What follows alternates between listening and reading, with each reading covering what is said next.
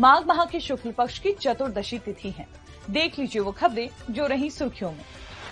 24 जनवरी को हिंडनबर्ग ने Adani group of companies को लेकर एक रिपोर्ट जारी की थी। रिपोर्ट आने से पहले अडानी एंटरप्राइजेस के एक शेयर की कीमत 3,400 रूपए के करीब थी। शुक्रवार को इसका शेयर 1,531 रूपए पर बंद हुआ। बीते 10 दिनों में अडानी एंटरप्राइजेस के शेयर की कीमतों में 56% की गिरावट हुई है। इस दौरान अडानी ट्रांसमिशन के शेयर्स भी 50% गिरे हैं।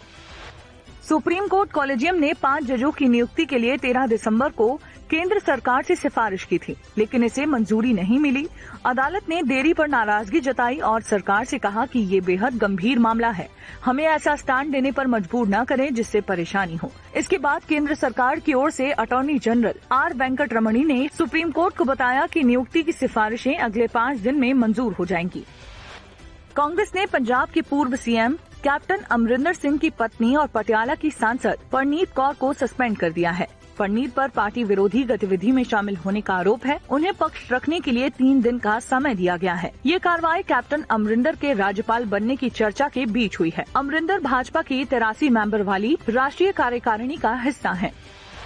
अमेरिका के मोंटाना शहर में एयरफोर्स के स्पेशल बेस पर चीन का संदिग्ध जासूसी बैलून देखा गया। इस बेस से इंटरकॉन्टिनेंटल मिसाइल ऑपरेट की जाती है। अमेरिकी रक्षा मंत्रालय ने दावा किया कि ये खुफिया निगरानी के लिए भेजा गया था। इस पर चीन ने कहा, ये बात सही है कि हमारा बैलून अमेरिकी एयरबेस के ऊपर चला गया था।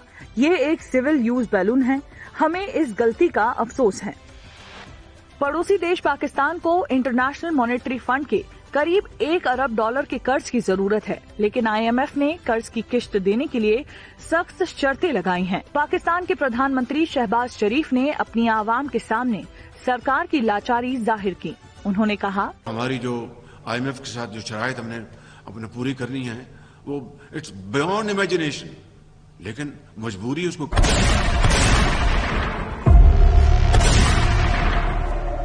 एक और जहां राजस्थान में गैंगस्टर्स सिरदर्द बने हुए हैं, वहीं सिग्नल ऐप सुरक्षा एजेंसियों के लिए सिरदर्द साबित हो रहा है, क्योंकि इन दिनों गैंगस्टर वारदात को अंजाम देने के लिए इसका खूब इस्तेमाल कर रहे हैं। जयपुर के जी क्लब में हुई फायरिंग की घटना में पूरी साजिश इसी ऐप पर रची गई, क्योंकि इस ऐप के प्राइवेसी सिस्टम को तोड़ना फिलहाल पुलिस के लिए नामुमकिन है।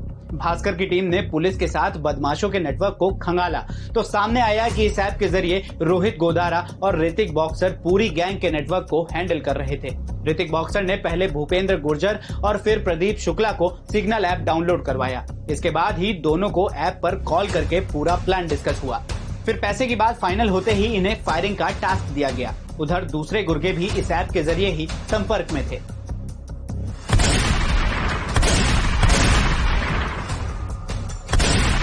खतरनाक काम किए हैं। देश के कुछ हिस्सों में आगजनी, डकैती, हत्या और अवैध हथियारों के लेन देन में शामिल रहे हैं। संघ प्रेरित हिंसा ने कई लोगों की जान ली है। राष्ट्रपिता बापू इसके ताजा शिकार बने हैं। ये गृह मंत्रालय की उस नोटिस का हिस्सा है जिसे 4 फरवरी 1948 को RSS पर बैन लगाने के लिए जारी किया गया था।